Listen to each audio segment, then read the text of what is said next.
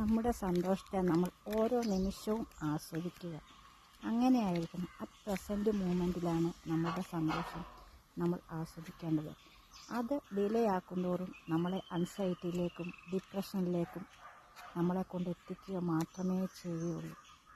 നമ്മളൊക്കെ പലപ്പോഴും നമ്മളുടെ ഗോൾസ് എല്ലാം നേടിയിട്ട് സന്തോഷിക്കുക എന്ന് പറഞ്ഞ് വെയിറ്റ് ചെയ്യുന്നവരായിരിക്കും. പക്ഷേ നമ്മൾ അങ്ങനെയല്ല ചിന്തിക്കേണ്ടത്.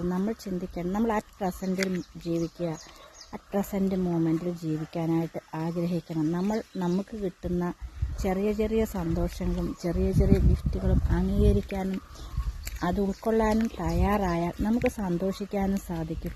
അല്ലാതെ നമ്മൾ എല്ലാം ലഭിച്ചിട്ട് നമ്മൾ ആഗ്രഹിക്കുന്നതെല്ലാം നേടിയിട്ട് സന്തോഷിക്കാനായിട്ട് ഇരുന്ന് കഴിഞ്ഞാൽ നമ്മളെ അത് ഡിലേ ആകും തോറും ഡിപ്രഷനിലേക്കും സ്ട്രെസ്സിലേക്കും ഉറക്കമില്ലായ്മയിലേക്കും ഒക്കെ കൊണ്ടെത്തിക്കുകയും നമ്മുടെ മാനസിക നിലയും നമ്മുടെ ഹെൽത്തിനെ തന്നെ അത് ബാധിക്കുകയും അത് നമ്മളെ അൺഹെൽത്തിയിലേക്ക് നയിക്കുകയും ഒക്കെ ചെയ്യാനുള്ള സാധ്യതയേറെയാണ്.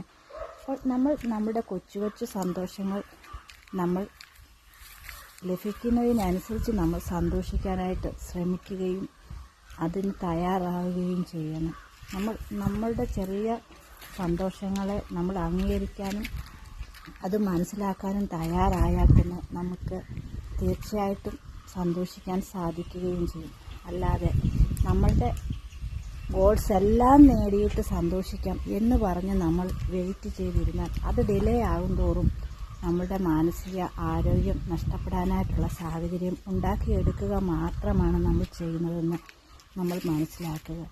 അല്ലാതെ അങ്ങനെ വെയിറ്റ് ചെയ്തിരുന്ന് നമ്മുടെ സന്തോഷത്തെ നമ്മൾ അമാന്തിപ്പിക്കും തോറും ഒരു പ്രയോജനവും നമുക്കുണ്ടാകുകയില്ല എന്ന സത്യം നമ്മൾ തിരിച്ചറിയാനായിട്ട് തയ്യാറാകുകയും ചെയ്താൽ നമ്മുടെ ചെറിയ ചെറിയ സന്തോഷങ്ങളെ നമ്മൾ സന്തോഷമായി അംഗീകരിക്കുകയും ആ സന്തോഷത്തെ നമ്മൾ ആസ്വദിക്കാൻ തയ്യാറാവുകയും ചെയ്യുക എന്നതാണ്